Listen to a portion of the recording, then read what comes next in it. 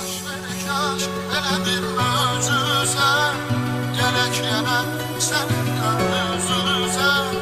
Bakışların danışacaq dilini, yeter ki biz dayanır göz göze.